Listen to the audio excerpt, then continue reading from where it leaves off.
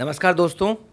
आज इस दुनिया के सबसे बड़े टीकाकरण अभियान में हमारे साथ जो भागीदारी की है वो हैं secretary general of QCI, quality council of India के सेक्रेटरी जनरल हैं डॉक्टर आरपी सिंह। वो हमारे साथ बैठे हुए हैं। उन्होंने जो क्वालिटी काउंसिल ऑफ इंडिया है उसके अंदर कई सारी बॉडीज़ हैं, एनएबीएच है, एनएबीएल है, जो नॉर्मली जो हेल्थ केयर और जो हॉस्पिटल्स हैं उन सिस्टम को एक्रेडिटेट करते हैं लोग सेफ्टी के लिए, उनकी क्वालिटी ऑफ सर्विसेज के लिए, चाहे वो लैब हो, डायग्नोस्टिक हो, हॉस्पिटल हो, tertiary care, primary care, secondary care. इन्होंने इंडिया के हज़ारों हॉस्पिटल्स की क्वालिटी और सेफ्टी का चेक किया है और उनको एक्रेडिटेशन सर्टिफिकेट दिया है। इनके वजह से, एनएबीएच की वजह से, एनएबीएल की वजह से हमारी जो क्वालिटी स्तर है इसका, हॉस्पिटल की सर्विसेज का और जो पेशेंट सेफ्टी है वो ड्रामेटिकली इम्प्रूव हुई है पिछले कई सालों में। और इनकी मुहिम जारी है और आजकल इन्होंने एनएबीएस में कई सारे एंट्री लेवल के सर्टिफिकेशन स्टार्ट कर दिए हैं। तो क्वालिटी की मुहिम जो एक हमारे यहाँ कमी थी देश में, जो शिक्षा में और जो चिकित्सा में वो कमी थी, जो थी क्वालिटी केयर हम लोग नहीं दे पा रहे थे, उसका सर्टिफिकेशन प्रोग्राम्स लाए हैं और पूरे दुनिया में और इवन जो दुनिया के कई सारे और देश हैं इंडिया के अलावा, वहाँ भी ये लोग लॉन्च कर रहे हैं, नेपाल में, बांग्लादेश में। तो उस के लिए इनका बहुत बहुत योगदान रहा है। आज सर ने हमारे हॉस्पिटल में, फिलिक्स हॉस्पिटल में कोविड वैक्सीन लगवाया है, पहली डोज ली है, उसके बारे में उनके कुछ अनुभव साझा करेंगे। सर पहले तो आप थोड़ा सा एनएबीएच, एनएबीएल और अपने क्वालिटी काउंसिल ऑफ इंडिया के कौन कौन से वर्टिकल्स हैं उनके बारे में थोड़ा सा बताएंगे sir. Quality council of India 1997 में स्थापित की गई थी। गवर्नमेंट ने कैबिनेट डिसीजन के थ्रू स्थापित किया था। और quality council of India Hindustan की एक्रेडिटेशन बॉडी है। तो क्वालिटी इंफ्रास्ट्रक्चर जो किसी भी कंट्री में होना चाहिए उसकी एक अहम भूमिका स्टैंडर्ड्स बॉडी की होती है जो बीआईएस है, एक एक्रेडिटेशन बॉडी की होती है जो क्यूसीआई है। क्यूसीआई के अंदर करीब हमारे 5 बोर्ड्स हैं।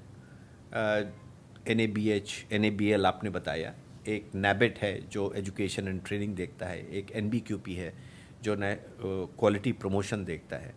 और हमारे जितने भी बोर्ड्स हैं ये एक्रेडिटेशन बोर्ड्स हैं और ये विभिन्न तरह के एक्रेडिटेशन देते हैं। जैसे आपने कहा हॉस्पिटल्स एनएबीएच देखता है। जितनी भी लेबॉर्ट्रीज़ हैं, टेस्टिंग लेबॉर्ट्रीज़ हो, कैलिब्रेशन लेबॉर्ट्रीज़ हो, मेडिकल लेबॉर्ट्रीज़ हो, ये सब एनएबीएल देखता है। और हम क्यों ये एक्रेडिटेशन करते हैं? एक्रेडिटेशन हम करते इसलिए हैं क्योंकि हिंदुस्तान डब्ल्यूटीओ में हिंदुस्तान की एक भागीदारी है।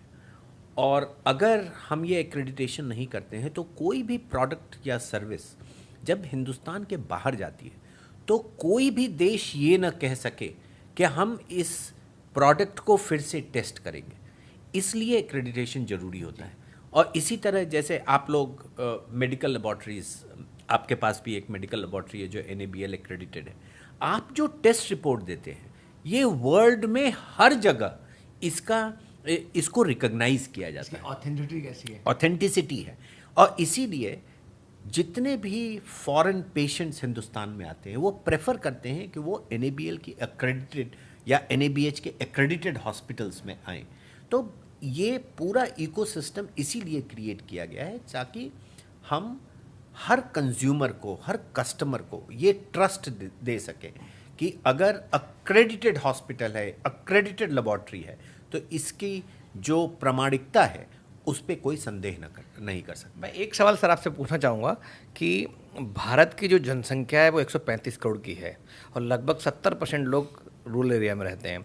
बहुत सारे लोग अनएजुकेटेड हैं और जो लोग एजुकेटेड हैं वो भी क्वालिटी स्टैंडर्ड के बारे में उनको पता नहीं है, उनको क्वालिटी केयर के बारे में नहीं पता, उनको सेफ्टी पैरामीटर्स नहीं पता, उनको पेशेंट्स के राइट्स के बारे में नहीं पता, पेशेंट की रिस्पॉन्सिबिलिटीज़ के बारे में नहीं पता है।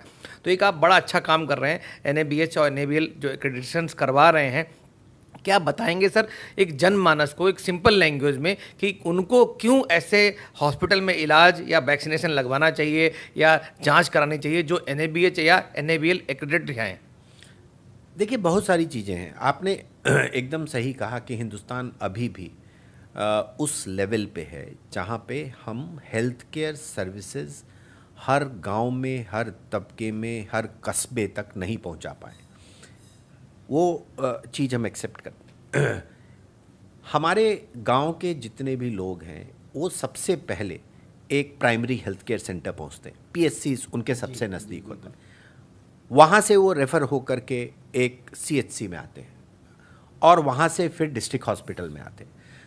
तो हमारे लिए सबसे इम्पॉर्टेंट ये है कि हम इन सब की प्रामाणिकता को हम सर्टिफाई करें, ताकि सबसे इम्पॉर्टेंट चीज़ जो एक्रेडिटेशन में है वो है पेशेंट सेफ्टी।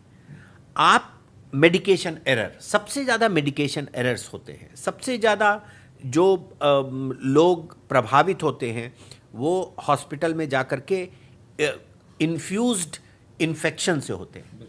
तो सफाई हो, पेशेंट की सेफ्टी हो, अगर कोई एडवर्स रिएक्शन हो रहा है तो उसमें डॉक्टर हमेशा ये जानकारी हो उनको कि अगर इस तरह की चीज़ें होती है तो क्या करना है, कैसे मैनेज करना है।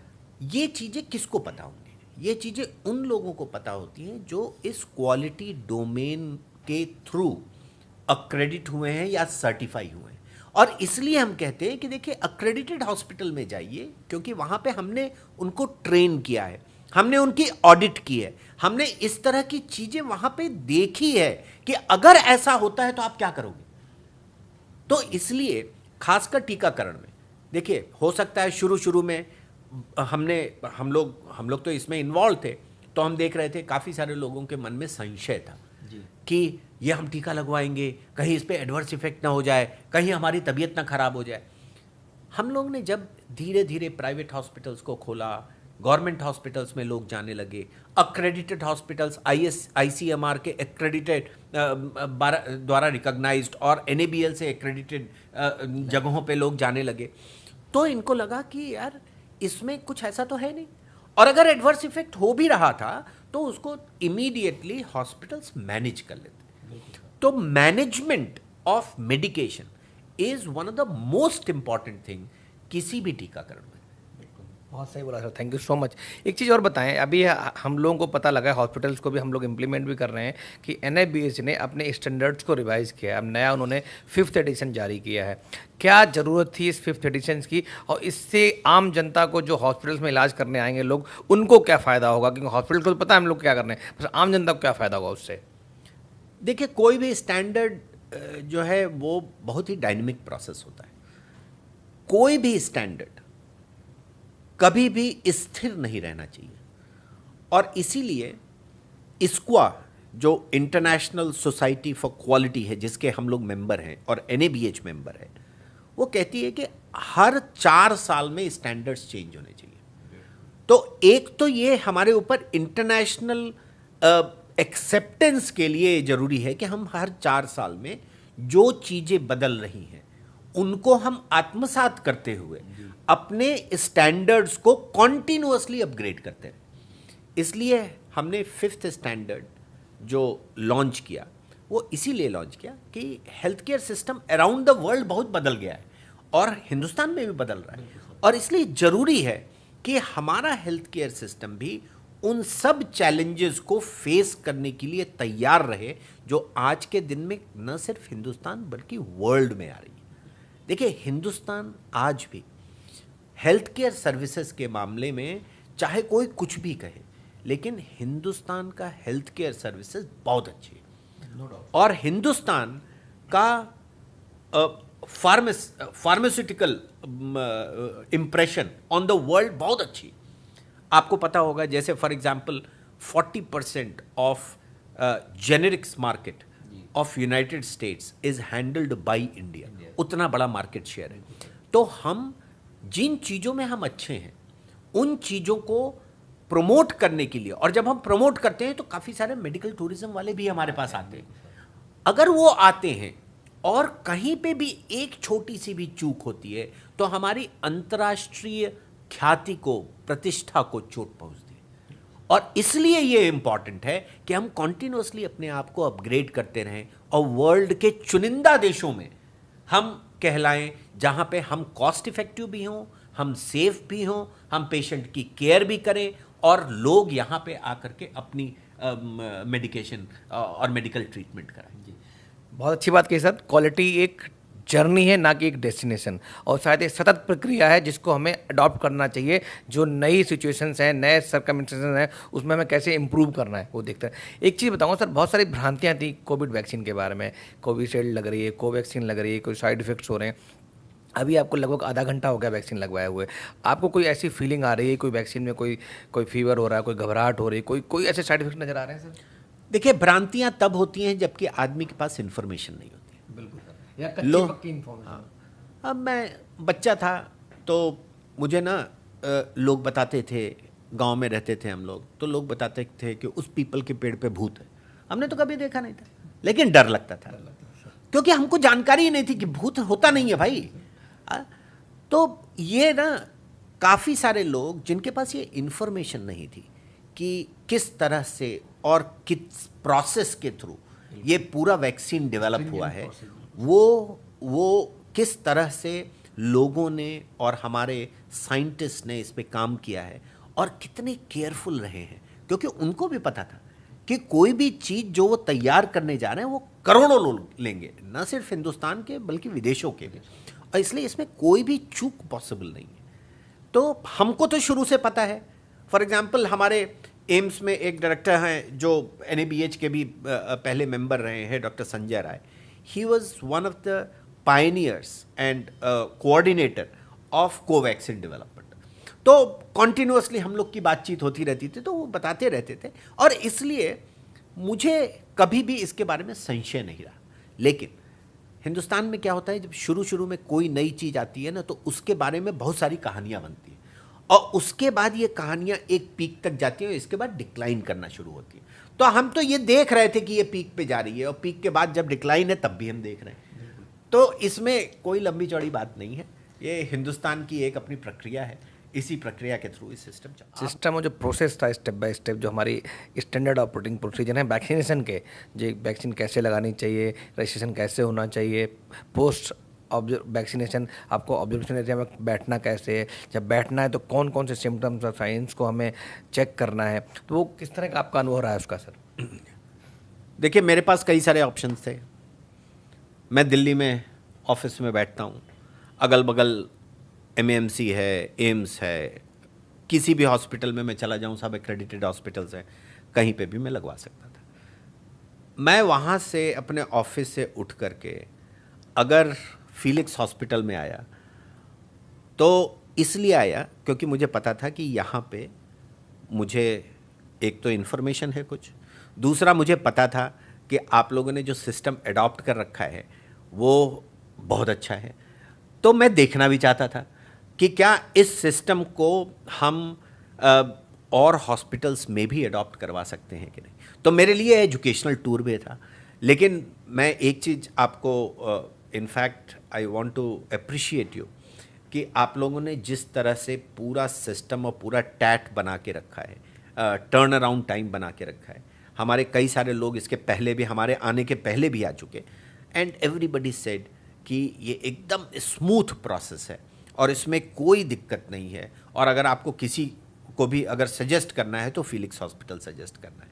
तो इसलिए मैं आपके नर्सेस को, मैं आपके डॉक्टर्स को, इन सबको कॉन्ग्रेचुलेट करना चाहता हूँ कि इतने इम्पॉर्टेंट नेशनल ऑब्जेक्टिव को और नेशनल प्लेटफॉर्म को जिस तरह से आप लोग क्रियान्वित कर रहे हैं, वो वास्तव में you deserve lot of congratulation. Thank you so much sir, thank you, it means a lot to us. Sir एक चीज़ बताएं, लास्ट सवाल है मेरा आपसे, क्योंकि आप क्वालिटी काउंसिल ऑफ इंडिया के सेक्रेटरी जनरल हैं, सबसे बड़ी पोस्ट है, और पूरी हेल्थ केयर इंडस्ट्री, जो हेल्थ केयर हॉस्पिटल्स हैं इंडिया के, उन सबको बड़े क्लोजली ऑब्जर्व करते हैं। सारी पब्लिक जो है उन हेल्थ केयर और हॉस्पिटल्स को जाके वहाँ अपना वैक्सीनेशन करवाती है, वहाँ पे अपना ट्रीटमेंट लेती है। तो क्या आज एक चीज़ और ख़ास बात है, आज नेशनल इम्यूनाइजेशन डे है, नेशनल वैक्सीनेशन डे है। 16 मार्च को हम लोग 1995 से, जब हमें पोलियो को जड़ से उखाड़ना था, तब लोगों हमने शुरुआत की थी इस इम्यूनाइजेशन डे की। आज चांस की बात है हम लोग उसी दिन साथ बैठे हुए हैं। तो आज के दिन भारत की जनता को क्या संदेश देना चाहेंगे कि हम कोविड को जड़ से उखाड़ फेंकें?